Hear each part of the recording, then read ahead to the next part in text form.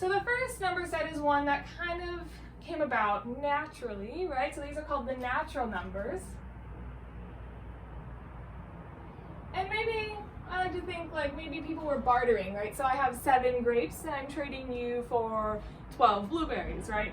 So these are things that I can count. They're also called the counting numbers, but a more mathematical, rigorous term that I see a lot is natural numbers, but also are counting numbers. It's counting how many things we have.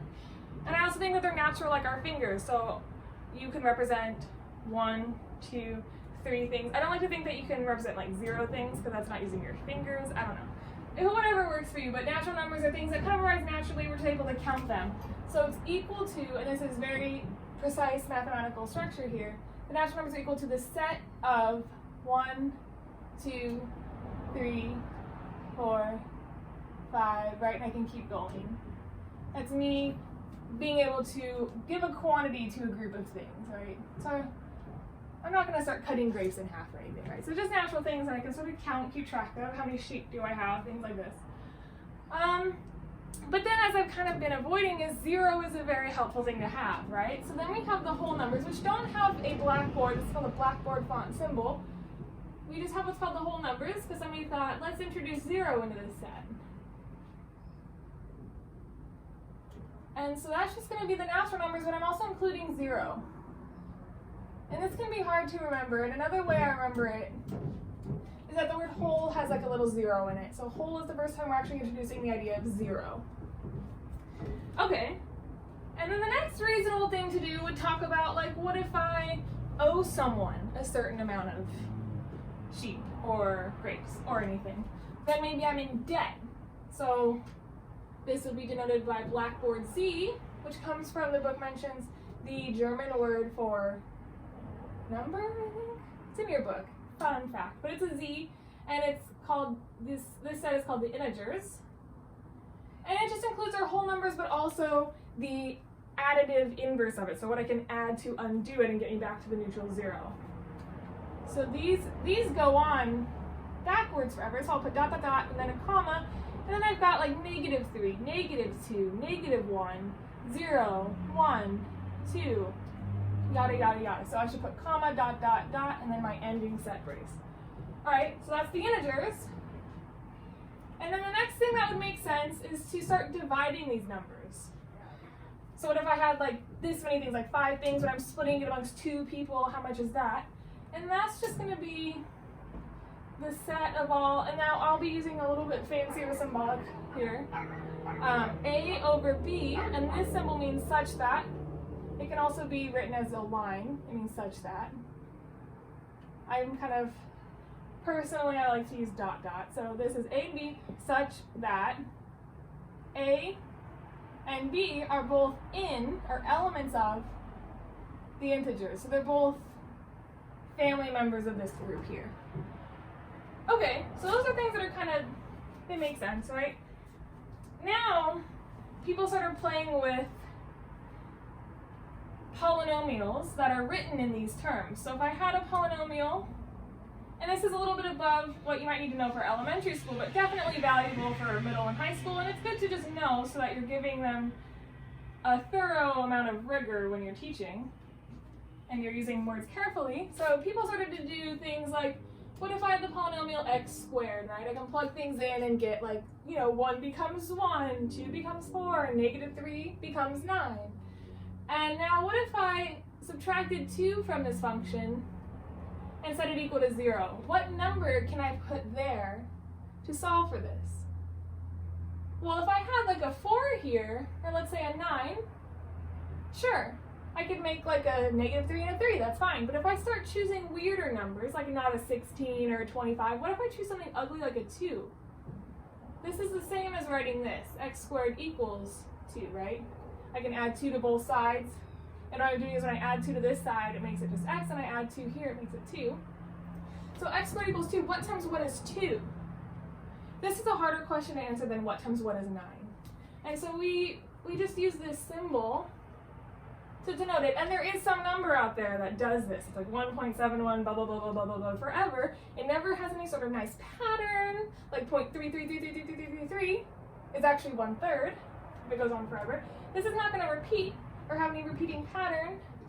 And when I say repeat, it could also mean terminate. So 1.5, I mean it to be 1.500000000. That means that repeating, there's some sort of repeating pattern, still falls under that definition. So a lot of people say repeat or terminate.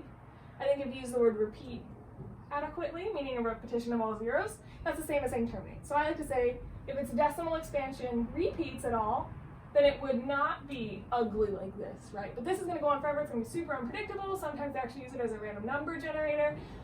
This is an ugly number. So this would be an example of the set of real numbers. And that's going to be things like root 2, maybe the 5th root of 7, maybe the 3rd root of -8. We talked about how that's valid to have a negative under a odd numbered root, because -2 times -2 times -2 is -8. Square root of -8 makes a little less sense, and I'm going to talk about that soon.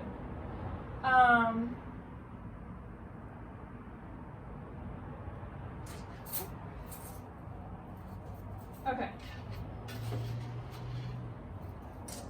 My little decoration fell apart. Okay. And then, you know, yada yada yada. Maybe I could even include things like 1/2. So my old players are in there. Everything that I've talked about so far is in the next set, right? I just keep building on the set before. So this is just more things that I can add to the rational numbers. Okay. What if I asked a more complicated question, like x squared plus 1 equals 0? What can I square and then add 1 to it to make 0? Well, if I square something, it's always going to be positive or 0, right? So it's going to be non-negative. So I can't ever get a -1. Because this is the same as saying, when can I make x squared be -1? Because -1 plus 1 would be 0. So when is x squared -1? Which is the same as subtracting 1 on both sides. I guess we can follow the same path as before and call this the square root of -1. But I don't believe anyone who says that there is a real number out there such that blank 8 times itself is -1, right? There is a number out there such that 8 times itself is 2. That's viable, it's true. But there's something out there that blah times blah is negative. Blah times blah can never be negative, because a negative times a negative is a positive, right? A positive times a positive is a positive. So if two things are matching, they're bound to be positive. So there's no number that does this, matches to make a negative when you multiply. So things like this is the first time a problem like this arises, we call that I, the square root of -1. And now this makes our imaginary numbers. So the imaginary numbers is any multiple of I. So I'll call it Ci, such that C is in the real numbers. So those are all my imaginary things that don't make sense. So if I made a 3, or like if I made this a 4, the answer would be 2I. If I made this a 9, the answer would be 3I. If I made this a 16, the answer would be 4I, and so on. So all of the answers to this sort of question are in the form of an imaginary number. Now if you take these together, like maybe I can have something like, 1/2 plus 5I. That is called a complex number. And I'm going to go back to using A and B's. It's A plus BI, such that A and B are real numbers. And these are going to be able to be all the solutions to any sort of polynomial, even like not just x cubed, but maybe x to the 5th plus 3x plus 4, right? All of that, any sort of answer I could find to that will be an element of the complex. So these are like kind of all the numbers that are out there. And some people would call these like a real number, but they're not a real number, they're complex. Or like 6I isn't just a number, right? It's an imaginary number. So be very careful about how you're describing the numbers that you encounter to your students. You can say, okay, well, your answer wasn't a natural number, so maybe that's a problem, right? Or your answer wasn't a whole number, and you should be able to be totally confident what you're saying when you use these terms. And hopefully, if you ever need to, you can go back and reference this video so that you can make sure that when you are calling a number a certain thing, it actually is a part of that set. So that's just the purpose of this video. It also, this sort of topic is briefly mentioned at the very start of chapter 3, which is what we will be working through now.